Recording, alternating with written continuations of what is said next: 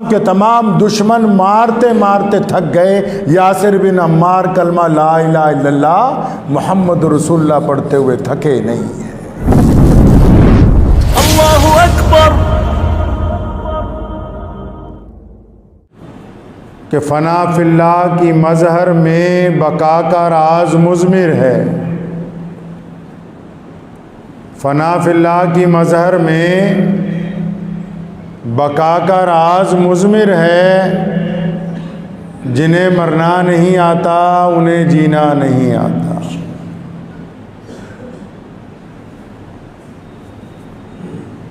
अस्सी साल की हज़रत सुमैया रज़ियल्लाहु ताला अन्हा को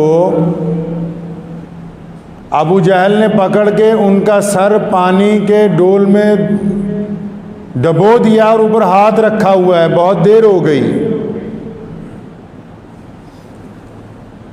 और जब बहुत देर के बाद अबू जहल अपना हाथ उठाता है तो सुमैया जब पानी से अपना सर बाहर निकालती है कहती है अल्लाहु अहद,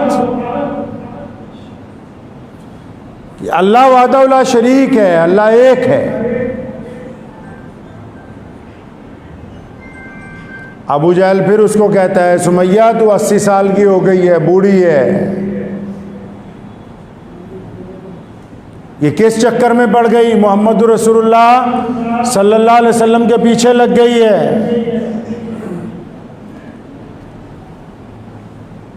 इस दीन को छोड़ दे ताकि हम तुझे अजियत ना दें। कुर्बान जाऊं 80 साल की उस बूढ़ी औरत ने क्या कहा? फरमाने लगी अबू जहल अगर तू मेरी बोटियां भी कुत्तों से नुचवा दे तो मेरी रगों में जो कलमा ला इलाहा इल्लल्लाह मुहम्मदुर रसूलुल्लाह सल्लल्लाहु अलैहि वसल्लम दाखिल हो चुका है, ये निकल नहीं सकता।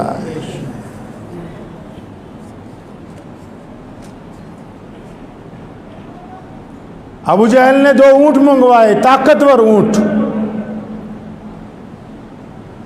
सुमैया रज़ियल्लाहु ताला अन्हु के दोनों पांव अलग अलग ऊंटों से बांधे गए। फिर अबू जहल ने उनसे पूछा आखिरी मर्तबा कि अब भी बताएं आप इस्लाम को छोड़ने के लिए तैयार हैं? क्या तुम मोहम्मद रसूलुल्लाह सल्लल्लाहु अलैहि वसल्लम से नाउज़ बिल्लाह बेवफाई का ऐलान करती हो तो मैं तुम्हें छोड़ सकता हूं। और तारीख़ इस्लाम इस बात की गवाही देती है कि हज़रत सुमैया रज़ियल्लाहु ताला अन्हु के जिस्म के 2 टुकड़े कर दिए गए, लेकिन इस्लाम की उस पहली औरत और बूढ़ी शहीद ने मोहम्मद रसूलुल्लाह सल्लल्लाहु अलैहि वसल्लम से बेवफाई नहीं की।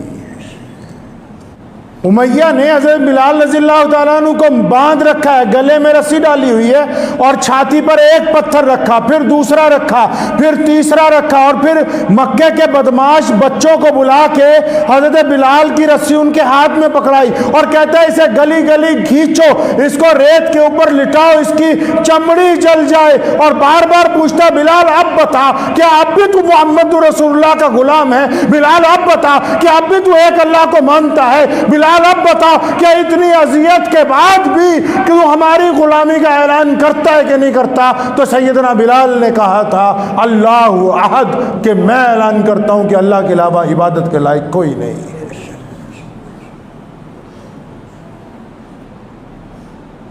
रईस मक्का मोहम्मद रसूलुल्लाह सल्लल्लाहु अलैहि वसल्लम के दोस्त हैं,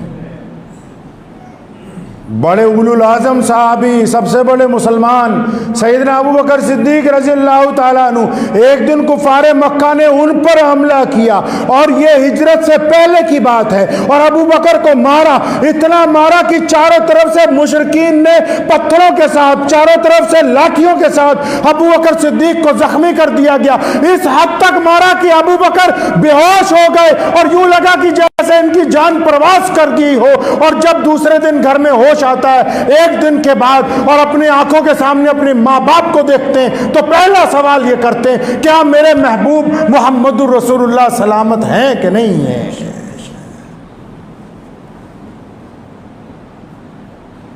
यासिर बिन अम्मार रज़ियल्लाहु ताला अन्हु को बांध रखा है मक्का मुकर्रमा के बाहर,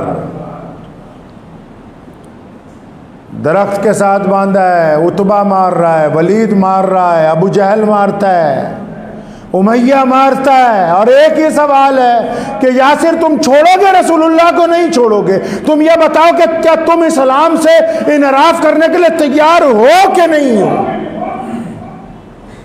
तारीख उठाए मक्के की, तमाम के तमाम दुश्मन मारते मारते थक गए। यासिर बिन अम्मार कलमा ला इलाहा इल्लल्लाह मुहम्मद रसूलुल्लाह पढ़ते हुए थके नहीं है।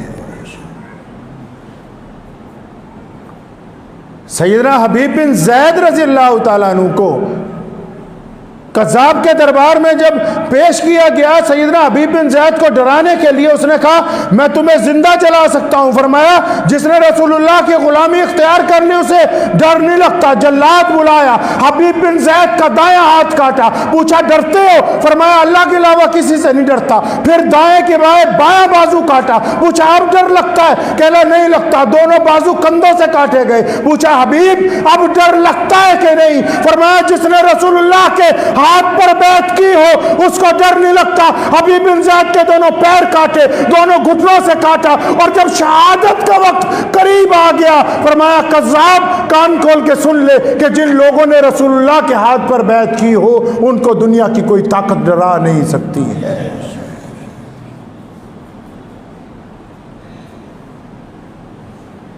कितने सहाबा हैं?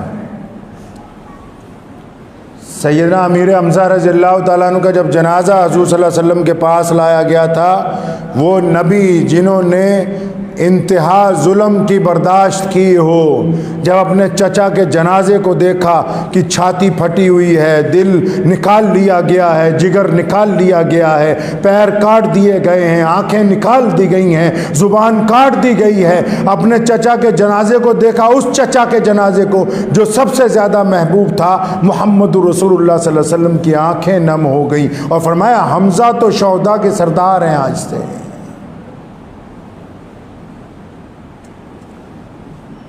प्यारे नबी हज़रत मोहम्मद रसूलुल्लाह सल्लल्लाहु अलैहि वसल्लम ने एक वक्त में ऐलान किया, फरमाया मुझे चंदा चाहिए, मुशरिकीन ने हम पर हमला किया है। तो एक औरत आई, पता है कि रसूलुल्लाह के पास साजो सामान नहीं है, असला नहीं है, अपना दूध पीता बच्चा लेके आई। फरमाया रसूलुल्लाह ने कि इसका क्या किया जा सकता है? कहने लगी या रसूलुल्लाह आप इसको अपने साथ मैदान में ले जाएं, और क्योंकि आपके पास ढाले नहीं हैं आप मेरे बच्चे को बतौर ढाल इस्तेमाल करें, इसकी छाती में तीर लग जाए आपकी जान बच जाए, मेरे लिए वही बड़ी बात है।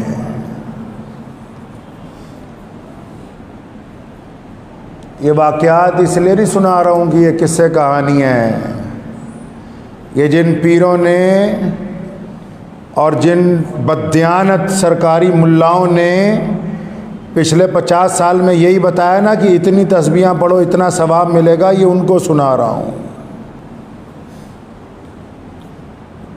फना फिल्लाह की मजहर में बका का राज मुज़मिर है। अल्लाह फरमाते हैं कि जो अकवाम कुर्बानियाँ देती हो, जिनमें हिम्मत हो किसी काम को तकमील तक पहुँचाने की, कारोबार में अगर आप कुर्बानी देते हैं तो दौलत नहीं आती, जिस्म पर आप मेहनत करते हैं तो सेहत नहीं बनती, बच्चे पे आप मेहनत करते हैं तो आलिम नहीं बनता है, मकान पे आप मेहनत करते हैं तो खूबसूरत नहीं बनता है, खेत में आप मेहनत करते हैं तो बेहतरीन अनाज पैदा नहीं होता है। ये किसने कहा कि दीन जो है सिर्फ नरमी का नाम है, दीन तो सिर्फ दुआओं का नाम है। जो लोग दीन पर चलते हैं मुश्किलात भी उन्हीं के लिए।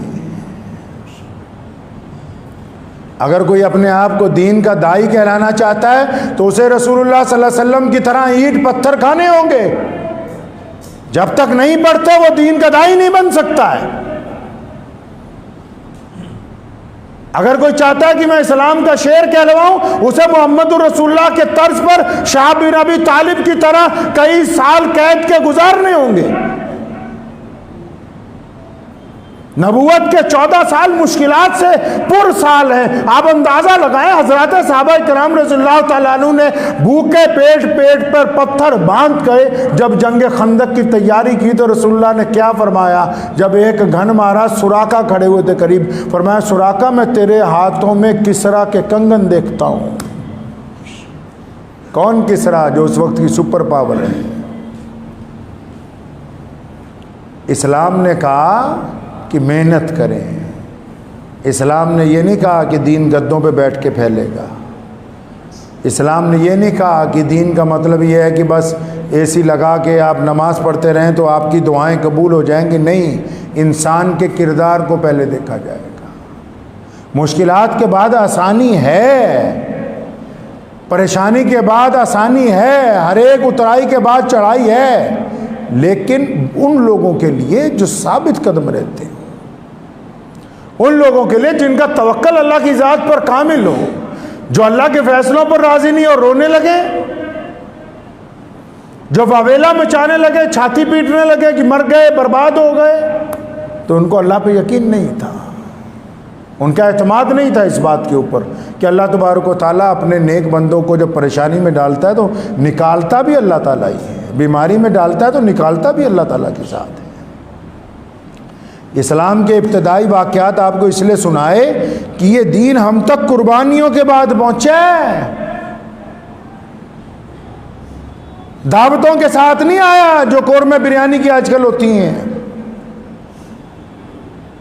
मुशक्कतों के बाद हम तक कलमा ला इलाहा इल्लल्लाह मुहम्मदुर रसूलुल्लाह पहुंचा है। मुझे उम्मीद है कि आपको ये वीडियो पसंद आई होगी। अगर पसंद आई हो तो ये आप अपने दोस्तों के साथ शेयर करें और इस चैनल को सब्सक्राइब ज़रूर करें।